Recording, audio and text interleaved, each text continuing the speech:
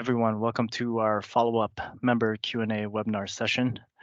In today's session, we'll dive in a little more into the process of Dedicated Locator and what we're currently seeing and kind of some of the feedbacks we have seen and come across with.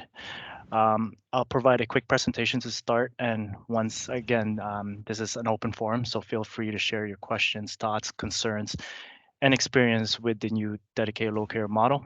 Our goal here, just like on the first session here, is that, to spark communication between members and ourselves regarding the new DL model as we continue to transition industry-wide.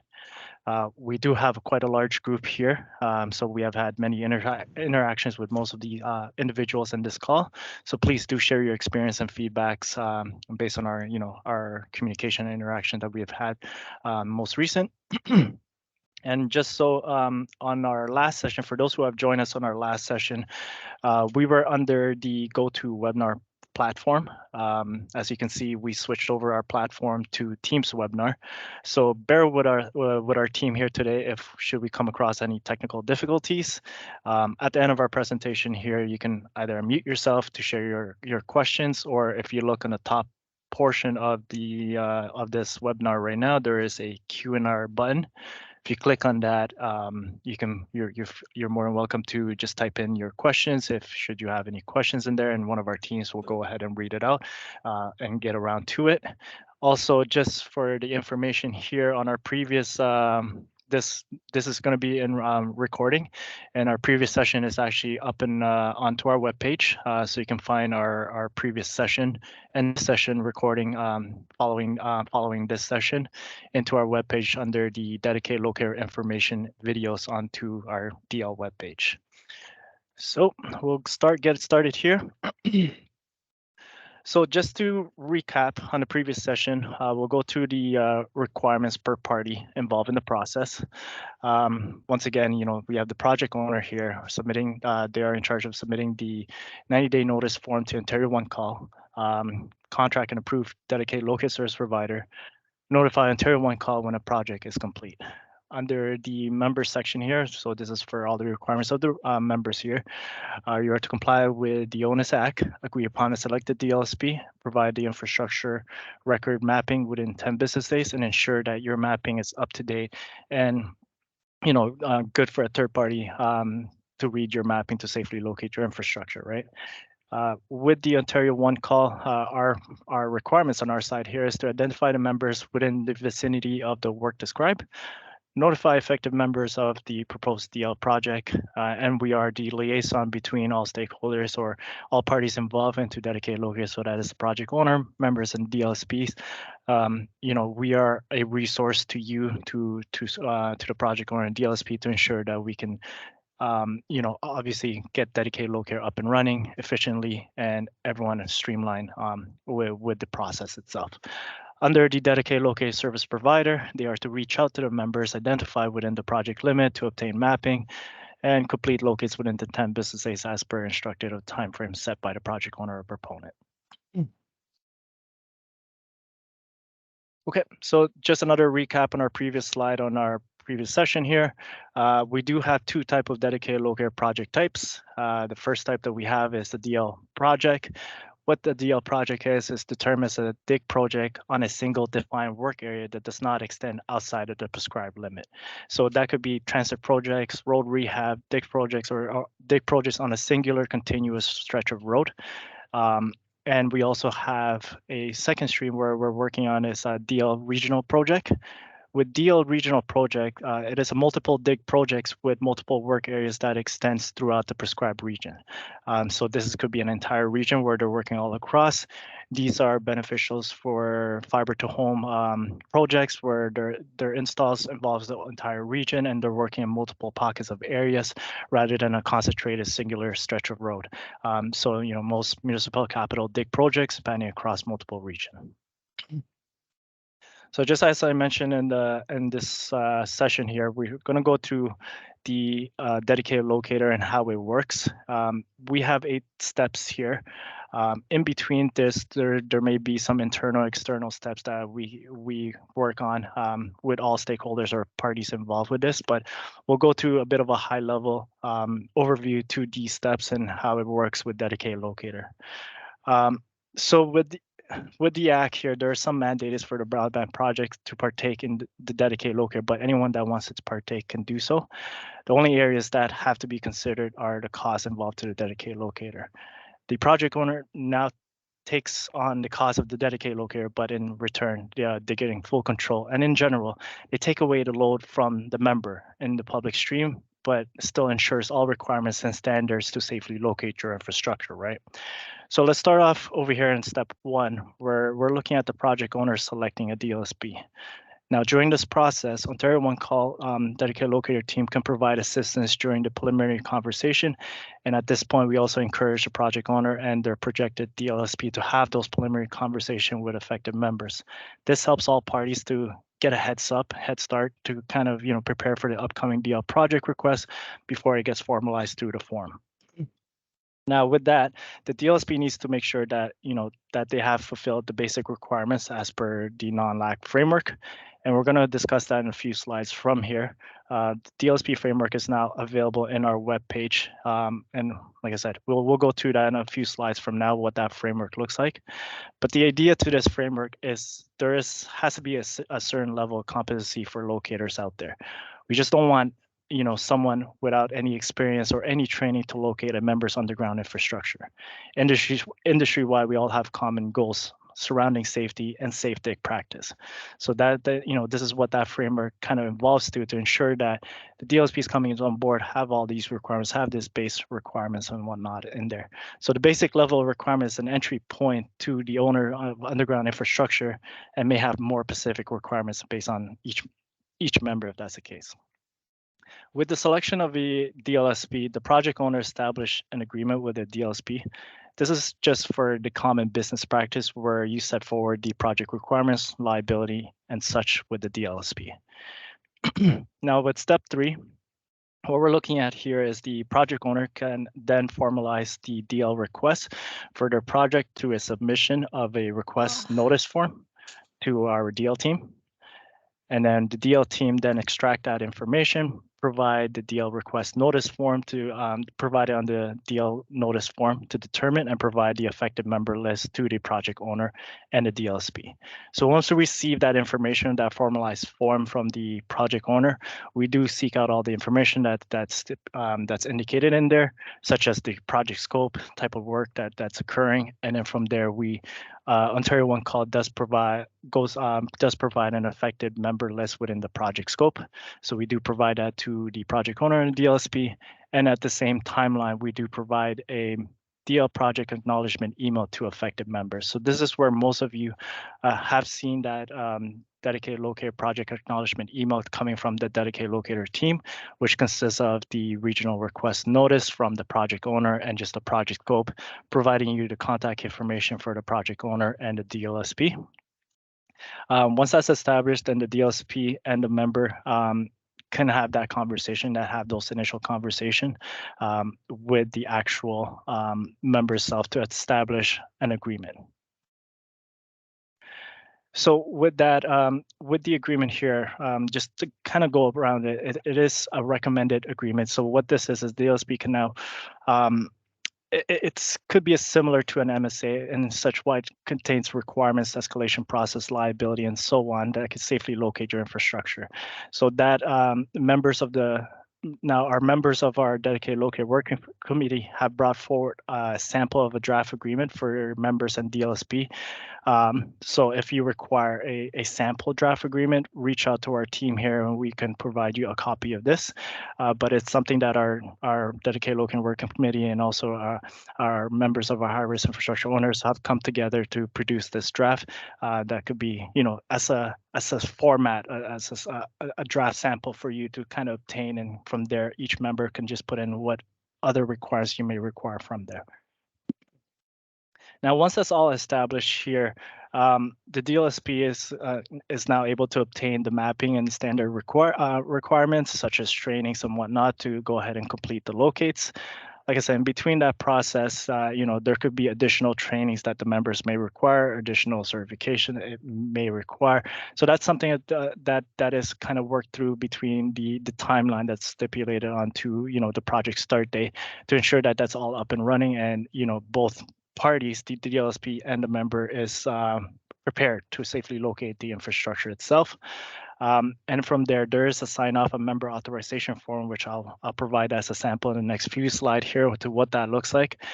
Basically, what this form is just indicating that, we are removing the notification from the public side of, the public side of notification of your station code, and then putting that under the dedicated locator model. So therefore, you, as a member, you will no longer receive that notification and have to go ahead and locate the infrastructure. It is under the dedicated locator service provider for them to complete the locate. So that sign off should be provided to Ontario One Call once both the member and the DLSP is prepared and have established all the agreements and requirements and training and whatnot. Once that's all established, DLSP can locate, as to when and where the project owner requires them to complete the locate, and then, they proceed on with the project itself. And from there, we advise the project owner to provide a 90-day updates of their project. Obviously, this is an update that we would share upon with the members as well too, if any changes may occur during the project, whether or not if the area may expand or whether or not the project is still ongoing or not. These are the updates that we can provide to the members as well too for any updates that the project owner will provide.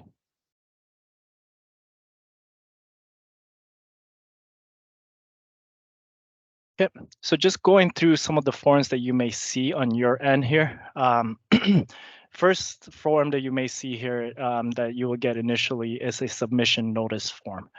This is the formal submission form that we have recently updated, actually. There is previous forms out there that, are version 4 and 3s that has been circulating out there, but we recently uniformed the form into one form to provide the project here, where you can select either which type of project you have, whether or not it's a singular DL project or it's a regional notice project. It's basic information here where you would see the project information. So it will have the project owner name, address, the main contact information, secondary contact information, their project name, project number, and such. One thing to highlight in there is actually the project start date. Now, in some cases here, you may see the project start date at an earlier date than the 90 days, or there may be some projects that are existing that they're just transitioning over to the new model. So these dates may vary based on how the project scale is or scope is. In most cases, some of the broadband projects where they may have existing form of a dedicated locate model where they're going into the new dedicated locate model. So it's just a transition for them to get into the new model, so that date may be on an earlier date or it's already existing. Also, you can look at here is the project completion date is an estimated completion date. Obviously, if they're projected to complete it in 2 years, 3 years down the road. Once again, an update will be provided to all members in terms of the project's end date or any updates that's required during those that lifespan of the project. On the second span here, you would see if they have selected a dedicated locate service provider. And it will be indicated the dedicated locate service provider name in there, the primary and secondary contact. So this is a contact the member can reach out to. Once you receive the notice, you can provide the contact to the project owner and the DLSP to initiate those preliminary conversation, or vice versa. They'll reach over to you directly to have those initial conversation. The authorized parties section here are for civil vendors or any authorization to who will be using their dedicated locator model. So that's just the information of either a civil vendor or internal, staff that will be completing the locate. They'll be calling in the locates on their behalf or on behalf of this project. And on the right side here, you can look at the project location. So in this area here is where they would provide which region they'll be working on, whether or not it's multi-municipalities where they will provide that information in there.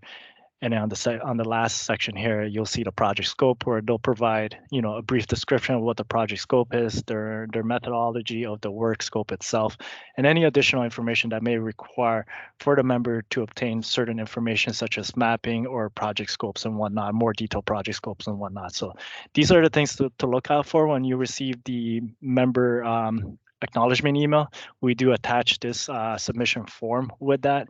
So it is something there for the member to review and have a look at. And, obviously if there's any questions or concerns based on that, you have the contact information there to return and to reach over to the project owner at DLSP. So we talked about this earlier in a previous slide. This is what the member authorization form looks like. This form is to be supplied to the members by the DLSP once everything is all set up and you've established the agreement of the DLSP. You have established the the recommended agreement between the DLSP and the member. If the DLSP has completed all training standards and pretty much both the member and the DLSP is ready to proceed and locate the infrastructure on behalf of this project or project owner. This is a sign-off form that is required between the DLSP and the member. So what you see here is this information of when the project was submitted, what the project name is, the type of project, and the areas of what the DL request number is. So DL request number is it's something that internally that the Dedicated Locator team will produce when a submission is provided. So that is something we share as well too. This is for track record for members, project owners to reference of the project. DL zones, we have this DL zones, which that information is provided into our webpage. So basically what this DL zone is that we determined 15 different DL zones throughout Ontario. These zones are just divided based on service area itself. This could be found to our webpage here or reach over to our team to give you a better scope of what this DL zone is and what regions are consisting within this zone. The DLSP on the top part there just indicates who the DLSP is and the station code that's going to be involved based on the suppression. So, if you're a member there, you'll indicate what station codes that are affected within the project scope. And that's the station code that is going to be suppressed to a notification to your public side and that you're signing off from. And from this point, and as at the bottom there, it does say that we are suppressing the information, the station code. Therefore, the associated station code will go directly to the dedicated locate service provider to locate at that point. So, once this is signed off, you will no longer see this to your public system side of things. It is out of your notification, out of your resources, and it's under the dedicated locator. They'll be, liable for, not liable, they are there to complete the locates at this point. To complete the locates. And we also have, just for some members that have, may want to track the information of a dedicated locate tickets that's called in within their regions or their area. We do have a form to how to look that up. We call this a reverse lookup for the members of the dedicated locator tickets that's being called through, and you can see the multiple projects that are coming through your areas and your affected station code within that area. So if that's something of a reporting you wish to look at in terms of looking at and monitoring your dedicated locate approvals, then that's something you can contact our DL team. We can share you that information. Basically what this does is, like I said, any approved dedicated locator models that you have come across with, you can put in your station code. You can see those the information in terms of the vendors that's created under that ID, the DL ID, where they're using up their locates and where it's being suppressed and whatnot. So it's almost a reverse lookup for you to do your reporting in terms of ensuring that the locates are being called in properly, and as well to track the information of what locates are being called in under this DL project. So the next one here is just, I wanted to share a resource that is available for members. You would find this under our webpage under whose parties involved. It is something that we'll be updating shortly onto our webpage for the underground infrastructure owner section. This is a best practice that is available for indicating for dedicated locator best practice. I won't go through details here and just giving you an outline to what what we have in there is a great resource for you to go through as a member to see, what your requirements are and what are recommendation to ensure that you're efficiently working through the whole logistic portion of Dedicated Locator. Any suggestions from that point and as well too in terms of recommendation. Once again, this is a form that can be found to our webpage. We'll be updating that shortly within this week in terms of the new format that we have in there, but this is just a brief overview to what it looks like. I strongly suggest, as members here, ensure to go in there, download this. It provides you all information that will be required to kind of just refer back to. So another thing I want to kind of go through is the current challenges that we are going through in terms of Dedicated Locator here.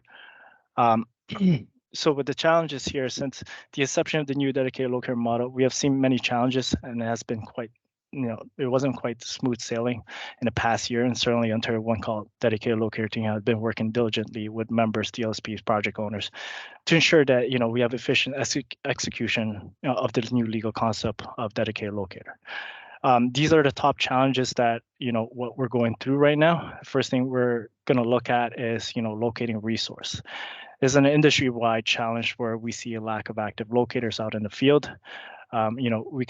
We can see basically what we're looking at here is that with the framework being available now, and we're seeing a shift towards the existing available LSPs switching where they're having two resources now, one for public, one dedicated. We're seeing that a little bit rectified here.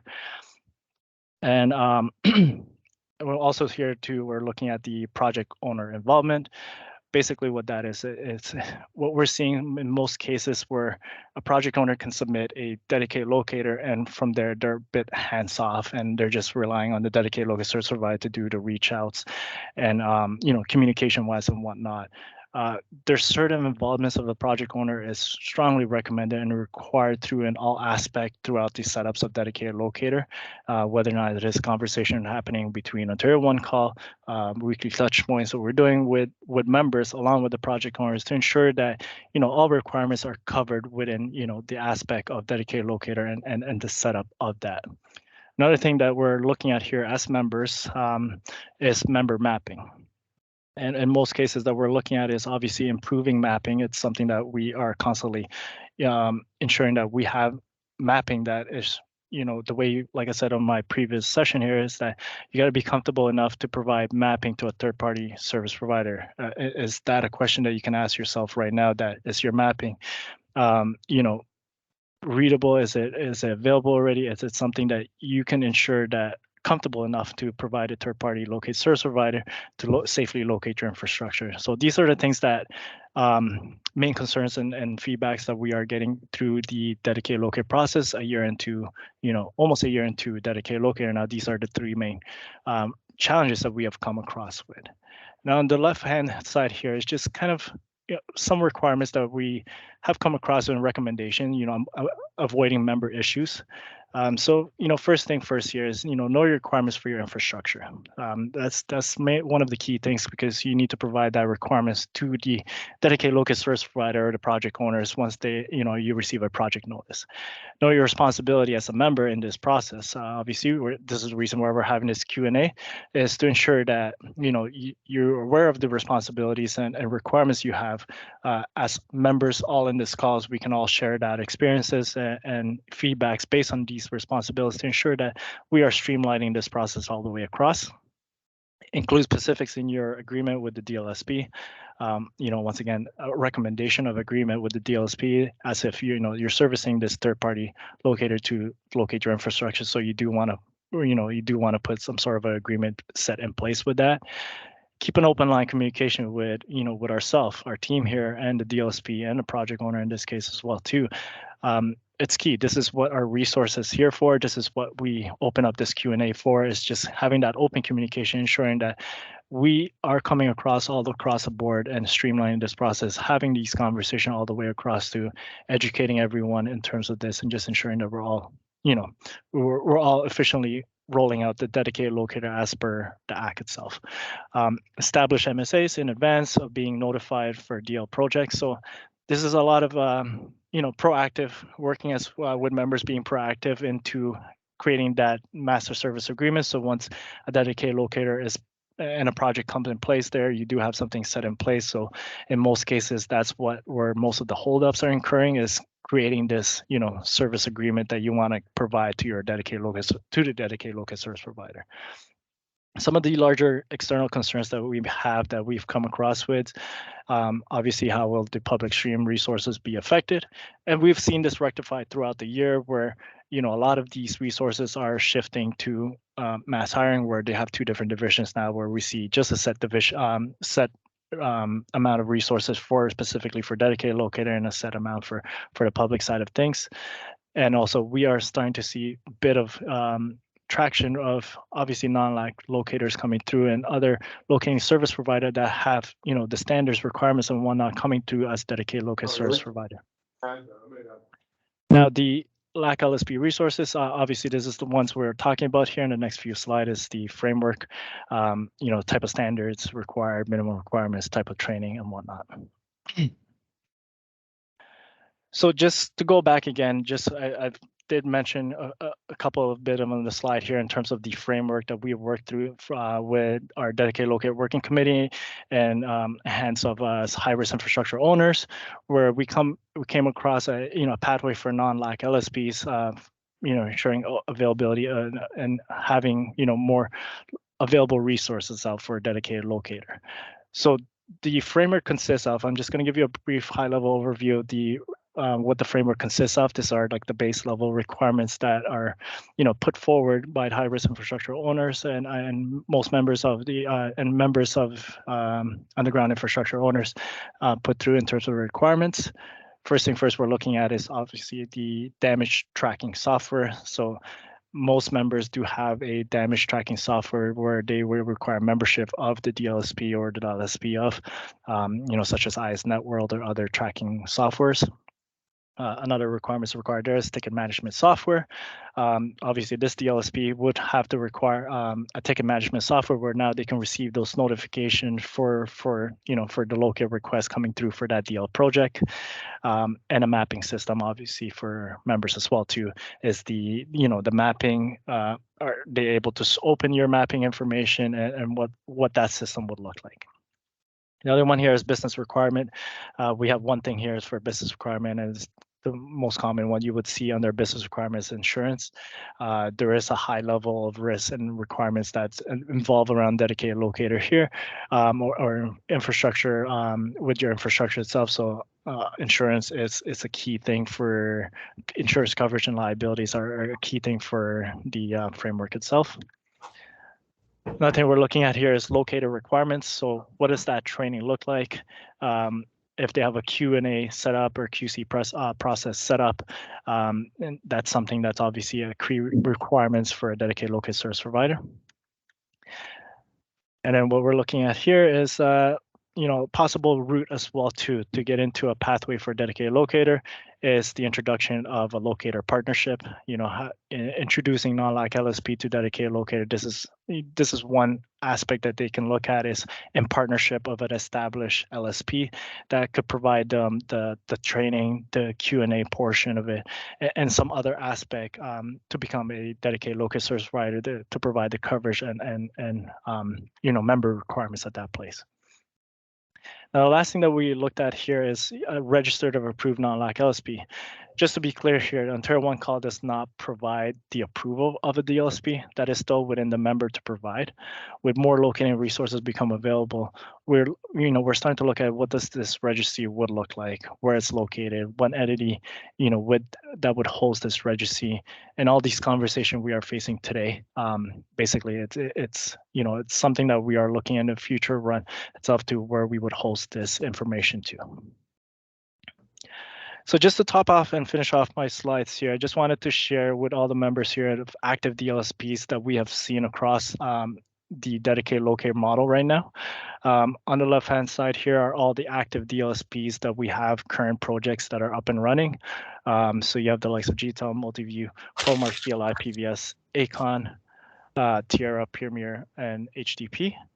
We have several locate service provider that are coming close to DLSP that is listed here on the right-hand side here. So with this list, it's a short list, but like I said, with this framework involvement and multiple conversation we are continuously having all across the board with multiple stakeholders that, more resources are stepping through in terms of, there are a lot of LSPs out there that have the standards, they have the capabilities, they have the training and set in place. So we're just making those resources available, but ensuring as well too is that it meets all member standards and requirements at this point.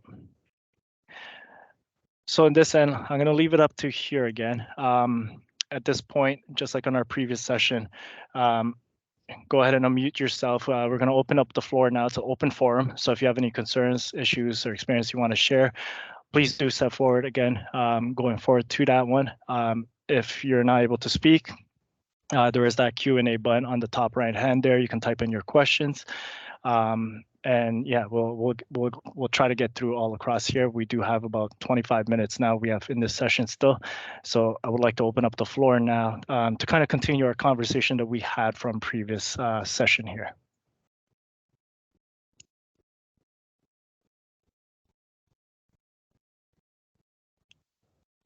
So in our previous session, I just a bit of quiet here, so I'll do a little bit of break ice here. In our first session here, there was in our first Q&A session here, there were several questions surrounding about the 10 business day timeline and the agreements of the DLSP. That was kind of the main concerns or the main question that we've come across with. Just to simplify things is that when we provide the acknowledgement email, the DL acknowledgement email, that is when the 10th day starts in terms of timeline wise. A member's responsibility at that point and minimum requirement that we do suggest at that point or recommend is within that 10 business days, the member acknowledge that notification in agreement of the DLSP or the project itself. So this is where the key the key timeline there. In terms of that member acknowledgement email, it does include the project owner and the DLSP and ourselves. So you can just simply reply to all in terms of your action course. So under the Act itself, it does say in there that, within 10 business days, the project owner and the member shall agree in the dedicated locate service provider in written form, right? And that written form could be as simple as respond to this email. So if you do agree, you can respond to all, and then we can proceed. Obviously the dedicated locator, service provider, or the project owner can then proceed to have those preliminary conversation or kind of move on to the next step of obtaining the mapping standards and training. Should you come across any concerns or issues with the selected DLSP, then that's something that we strongly encourage to contact Ontario One Call immediately and the project owner to kind of mediate this and kind of see what that would be. And that's what our team is here for, where we can be the liaison between the project owner and the member to ensure that, we are going across the concerns itself with the selected DLSP.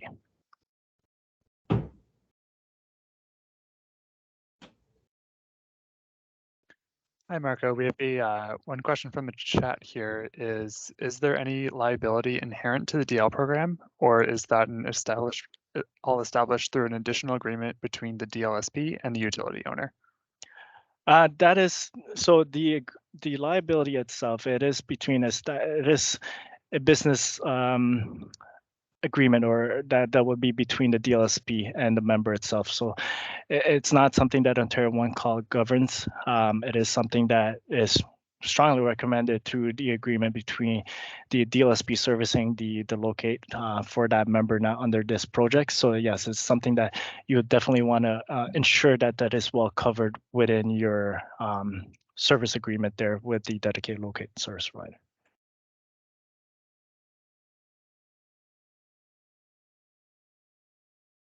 Perfect. And another one from the chat here. Is there a standard format for providing the map or utility data to the DLSP, or is that specific to each DLSP?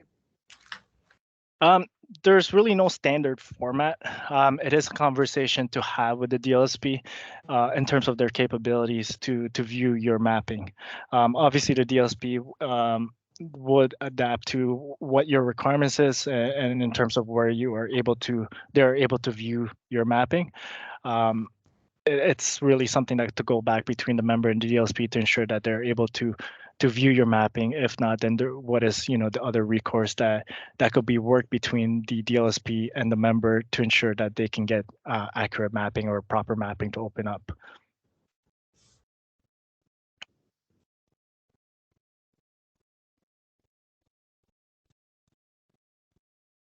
Okay, so just going back again to one of the questions we received on the previous slide, on the previous session that we had, was in terms of once again, we're going to go back to the agreement between the member and the DLSP. What does it look like and what should be included to it? In most cases, especially for municipalities, you do have possibly NDA set up. Those are the things that you may consider into looking up to what that would look like and how you're able to share that to a third-party dedicated locator service provider coming through. And a standardized form. So it's something that you want to prepare yourself. I know with the municipalities, there's certain steps and processes that you have to overcome to receive a standard agreement or put an agreement in place. So that's something definitely that you should start looking into. Reach out to our team. We do have multiple draft agreements based on municipalities and just what I described here, based on a standard draft of agreement that's set in place. We can provide this to you as resources, as a standpoint, or as a foundation that you can build off from, and then you can go from there in terms of that.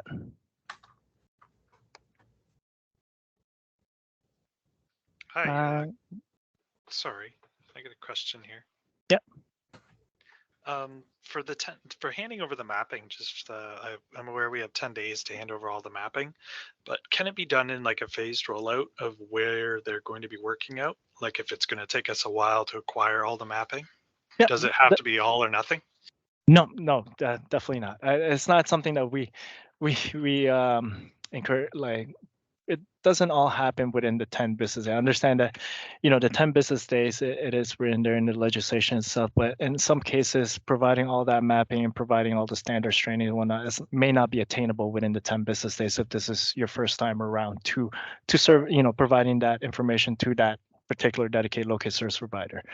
Now that 10-day timeline may be shortened, and the following, let's say if the same dedicated locator service provider come through the same area that you're servicing, and they already established the mapping and the agreements and whatnot. So, next time around that with a different project that could be met in the 10-day. But yes, it's certainly something that you can work with the project owner and DLSP. And this hence the reason why we want to have that open communication, have that transparency communication between all parties involved. On the project owner side of things, the transparency of knowing, if they're covering a full region, if they can provide sections and stages to where they're working from, so that way you can work with the DLSPs to provide those sections to ensure that you have proper mapping for those sections, ensuring, if there's any high risk infrastructure or any sensitive infrastructure that may require additional information or additional resources from your end to assist with the dedicated locator to complete the locates on those particulars. Those are all can be worked through with all parties involved. So it's not that, within the 10 business that you're handing over all across your mapping. It's definitely a conversation you were to have with the project owner and DLSP to ensure that if you're going to go through stages, what does these stages look like? Can it work between the stages and work hand in hand with the project owner's schedule wise, based on where they're completing their work scope from, point A, B, C to wherever they're going into. As long as it meets, their requirements, it meets your requirements, and everyone kind of work cohesively in terms of providing that information. That's all that's required based on that. That's a very good question, Evan. Thank you.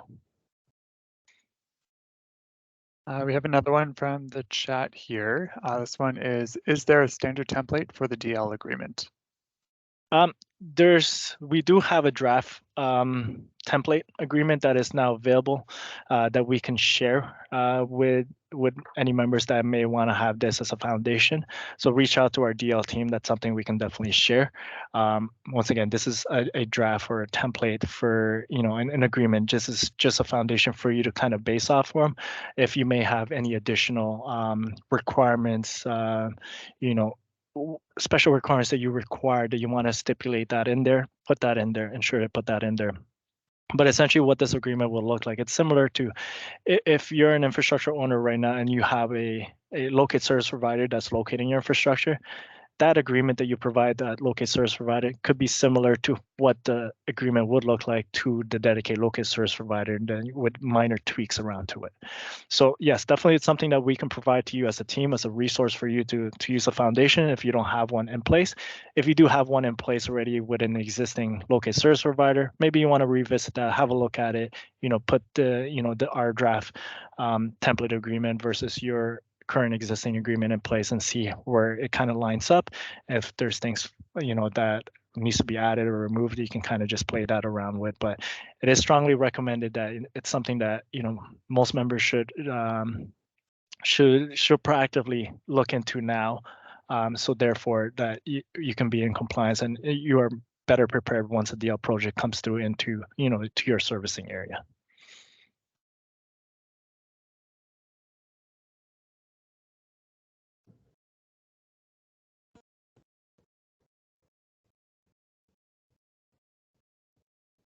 Okay.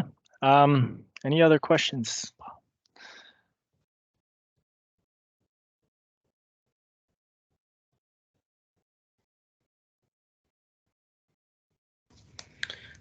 I have a question, Marco. Yeah, go ahead, Chris. So as far as the mapping, like, are we looking at just providing GIS, or do we supply them with as-built drawings to go with our GIS? And that's, like, as you know, with the requests that we had, they wanted the whole town area. Region, yes. And that would make it more difficult if we were supplying those drawings. If they made it specific, it would be easier to supply drawings. We also have a database for service locates too. So I'm not sure what we're supposed to be providing. So my recommendation to that, first off, is, obviously, just going back to Evan's question earlier there into what that would look like. It's really the transparency between the project owner and the DLSP to provide to you in terms of stages whatever you're working at.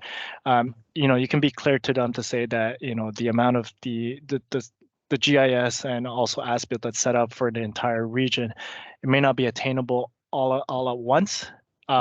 And then possibly just kind of searching to do where is your projected area, your first projected start area where you'll be concentrating to, and they can provide you, a good decent amount of area where you can work based off that, and that will keep them busy for first couple of weeks or month, and however so that looks like, and then from there you can move on to the next level or next stage that you can provide to that.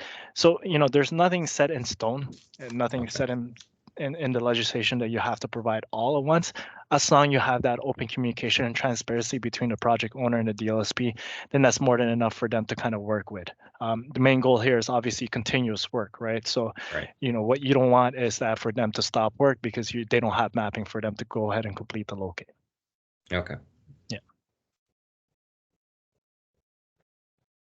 Okay. I believe, Jennifer, you have your hands up there.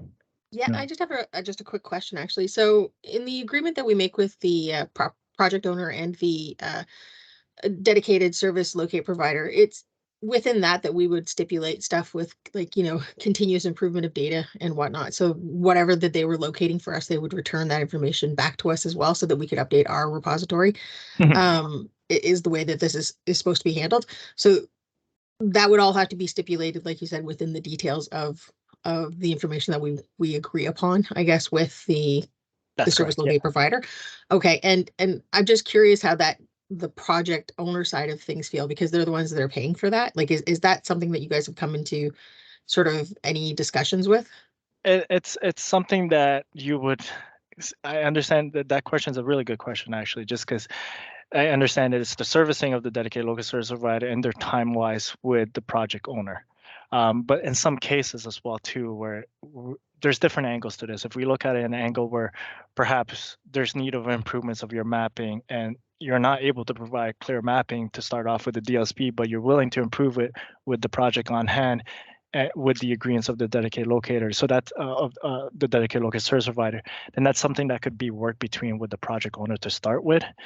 if it's something that maybe it's something just for your end as a member that you're just trying to improve your member mapping and whatnot, then that could be something within within the dedicated local service provider and what that would look like and how that services would look like just on the business aspect between you and the DLSP at that point, because that is an external additional service that they may be able to provide to you.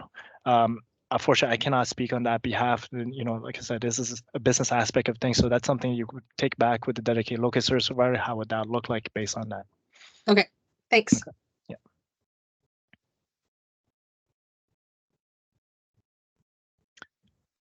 We have another one from the chat here.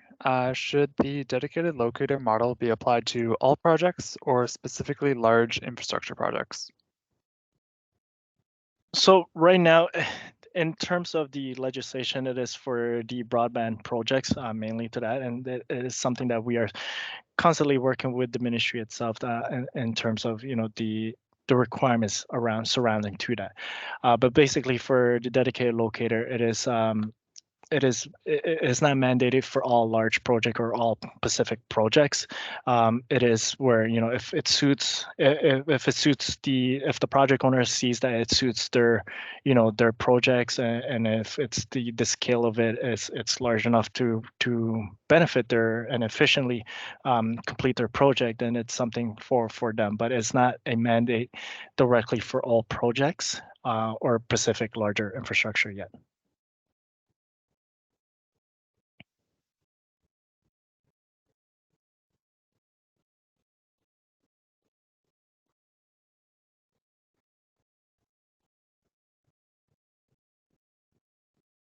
Okay, so it seems like we had several good questions here. What we're going to be doing is that we're going to be hosting this on a monthly basis going forward. Once again, our goal here is to have that open conversation experience throughout, all parties involved and onto this Q&A. So we do want to hear those experiences and whatnot, and possibly down the road here with some of these webinar sessions, we may have some members that have gone through the dedicated locator model and kind of the process itself, that we may be able to have that to be able to present that during those times and kind of just share their experiences. So keep an eye out for the links that we can send out to the attendees here. We will send out a monthly session based on this, and then we can always recirculate back. On your screen there has our information here. Feel free to reach over to us, and I know most of you guys have reached over to us from even from our previous session, so it's great that we have that open communication, and we just strongly recommend that. We do have a strong team on hand here that is working all across the industry itself for all parties involved. So our main goal here is obviously safety, take safe practice, and also making it efficient, ensuring that we roll out dedicated locator to the best capabilities itself. Okay, so if there's no any further question, I'll end the session now. We are 7 minutes early as a case here. But once again, reach over to us. Our email address is there.